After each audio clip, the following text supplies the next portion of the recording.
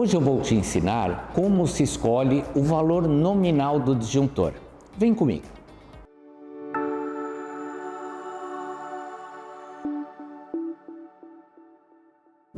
Quando a gente vai fazer o projeto de uma instalação elétrica, a gente tem que definir qual é o valor do disjuntor, qual é o seu valor nominal. Existe disjuntor de 10 amperes, 16, 20, 25, 32 amperes, mas qual é o valor que eu tenho que colocar no meu projeto? Primeiro, a gente tem que pensar qual é o objetivo do disjuntor. A norma de instalação elétrica, ela diz que a gente tem que garantir o seccionamento simultâneo de todos os condutores fase. Então, quando tiver uma sobrecarga ou um curto-circuito, tem que ter um dispositivo que vai desarmar. Ele é o disjuntor. E ele diz que tem que desarmar simultaneamente todos os condutores fase. Por isso que existe o disjuntor unipolar, bipolar, tripolar. E qual é o valor que a gente vai escolher? Bom, a NBR 5410, que é a norma de instalação elétrica de baixa tensão, ela diz para nós o seguinte: a gente tem que ter a corrente do projeto. A corrente do projeto é a corrente que vai passar pelo disjuntor, é a corrente máxima. Ela tem que ser menor ou igual ao valor nominal do disjuntor. Então, na prática, sempre o valor nominal do disjuntor é maior do que a corrente que vai passar por ele. E, segunda regra, que a capacidade de condução de corrente do cabo que vai estar ligado nesse disjuntor tem que ser maior que o valor nominal dele, ou seja, corrente máxima do circuito, valor nominal do disjuntor e a capacidade de condução de corrente do cabo. Mas essa capacidade de condução de corrente do cabo é corrigida. Por quê? Quando a gente vai na tabela de capacidade de condução de corrente, essa tabela é para um circuito, por exemplo, dentro de eletroduto, um circuito numa bandeja. Então, existem fatores de correção quando a gente vai fazer o projeto. E também tem a questão da temperatura ambiente. A temperatura de projeto é 30 graus. Só que se você estiver num ambiente muito quente, a capacidade de condução de corrente do cabo diminui, porque o metal, que é o cobre, vai dilatar, vai aumentar a resistência elétrica e cai só a capacidade de condução de corrente. Então, no projeto elétrico, a gente também faz a correção para a temperatura. Então, voltando para essa fórmula, corrente máxima que vai passar pelo circuito, valor nominal do disjuntor e a capacidade de condução de corrente do cabo. Esse é o mundo ideal. Só que aí a gente começa a ver alguns erros. Por exemplo, a pessoa trocou o seu chuveiro e o novo chuveiro é de maior potência elétrica, ou seja, maior corrente elétrica. Aí ele não troca nem o disjuntor e nem o cabo que está ligando esse chuveiro. Aí o mundo ideal, a corrente máxima do chuveiro menor do que o valor nominal do disjuntor. Só que se trocou o chuveiro por um de maior potência, sem olhar o disjuntor, o que vai acontecer? Vai ultrapassar o valor nominal do disjuntor. Aí ele começa a desarmar. Aquela famosa frase, eu estava tomando banho e o disjuntor caiu. Ele caiu porque está mal dimensionado. Quando a gente vai comprar um chuveiro novo ou qualquer outro produto elétrico de maior consumo, a gente tem que analisar qual é o disjuntor para esse circuito e qual é a seção mínima do cabo para ser utilizado. Aí, nesse caso que trocou o chuveiro, também trocaria o disjuntor e provavelmente também trocaria o cabo. Então é assim que a gente escolhe o disjuntor, mas a gente pode colocar um disjuntor de valor menor aleatoriamente, desde que esteja acima da corrente do circuito, mas nunca acima do valor nominal do condutor que está ligado nele. Agora, além desse valor nominal, tem um outro detalhe. De repente a pessoa chega na loja e vão perguntar: você quer curva B, curva C, curva D?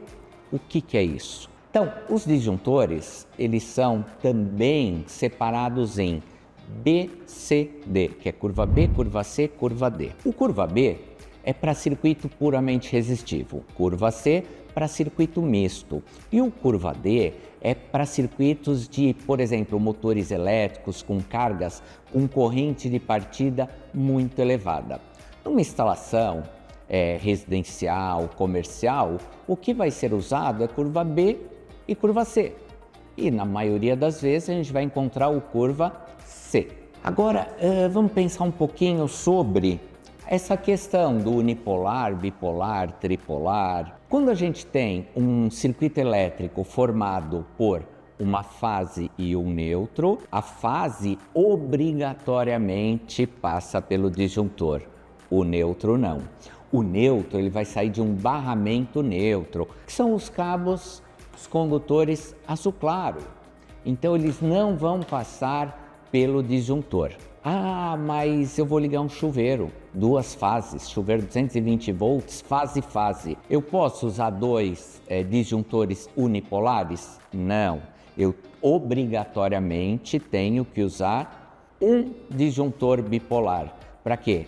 Para garantir o seccionamento simultâneo de todos os condutores fase. Por mais que seja parecido juntar dois e usar um bipolar, internamente esse daqui ele é interligado. Então, se desarmar uma fase, a outra também desarma, garantindo a segurança do circuito. Por exemplo, desarmou o chuveiro, ou melhor, desarmou o disjuntor do chuveiro. Então ele estava funcionando, por algum motivo, desarmou. A partir do momento que ele desarmou, cortou energia do chuveiro, das duas fases. Se alguém for mexer no chuveiro, tem energia? Não.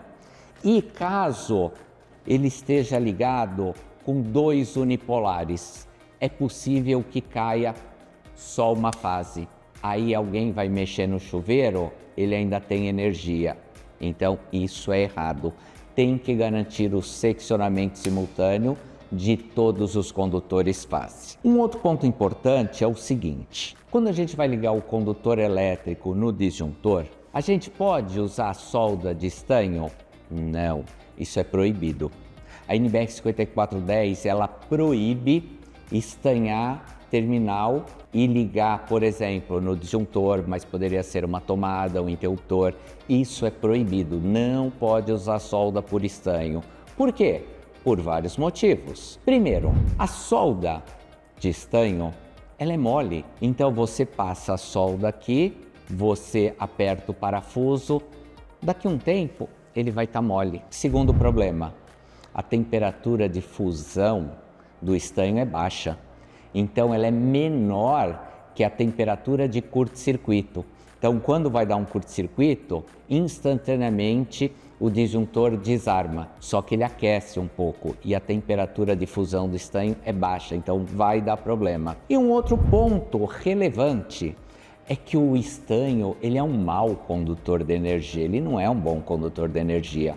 Então se a gente passar a solda de estanho, a gente só dá um banho bem de leve. A gente vai ter aqui nessa ligação cobre do condutor, uma pequena camada de estanho e cobre do disjuntor. Ou seja, vai ter aquecimento nesse ponto por causa do estanho. Ah, mas e o terminal de cobre estanhado? Aqui eu tenho um exemplo, o terminalzinho de cobre estanhado. A gente vai colocar o condutor, vai apertar, mas essa cor aqui é cobre estanhado. Mas a espessura de estanho nesse terminal de cobre estanhado é muito fina. Então, a partir do momento que você aperta, ou até mesmo na hora da compressão no disjuntor, essa camada tão fina ela vai cisalhar. Aí você já vai ter contato direto do cobre do cabo com o cobre do terminal e com o cobre do disjuntor. E aí tem um problema: cabos fora de norma. Infelizmente hoje no mercado vende muito cabo de alumínio cobreado, famoso alucobre na internet. O alumínio cobreado ele não tem norma técnica de fabricação, ele não é citado pela NBR 5410, ou seja, ele não deveria ser utilizado. E se utilizar, vai dar problema. Por quê? Porque O alumínio cobreado, ele é formado por fios de alumínio só com uma corzinha do cobre. Então, quando a gente ligar o alumínio cobreado ou halo cobre no disjuntor, a gente vai ter conexão de alumínio com cobre. E o alumínio com cobre gera um efeito chamado corrosão galvânica. O cobre é incompatível com o alumínio. Se você ligar um cabo de alumínio cobreado no disjuntor, na tomada, no interruptor, daqui a poucos meses, com a passagem da corrente elétrica, vai gerar corrosão galvânica, que é muito isolante. Então, em poucos meses, vai começar a falhar os circuitos elétricos. Ele não, por exemplo, uma tomada não funciona, o circuito de tomada que sai do disjuntor não funciona, porque o contato elétrico aqui já não é adequado por causa da corrosão galvânica. Aí depois de um tempo tem que trocar tudo. E quanto é esse tempo? É menos de 6 meses. Então, para ter uma boa instalação elétrica, além de usar fio, tem que ter um projeto elétrico com todos os disjuntores bem dimensionados e também compre produtos de qualidade. Não se preocupe apenas com os cabos, se preocupe também com as tomadas, os interruptores e os disjuntores, porque no fundo, o que protege os cabos da CIL são os disjuntores, então eles têm que estar corretamente dimensionados. Esse foi mais um CIL Ensina. Caso você tenha qualquer dúvida, deixa aqui a sua dúvida, deixa aqui o seu comentário. Se você gostou desse conteúdo, curta e compartilhe. A gente se vê no próximo vídeo.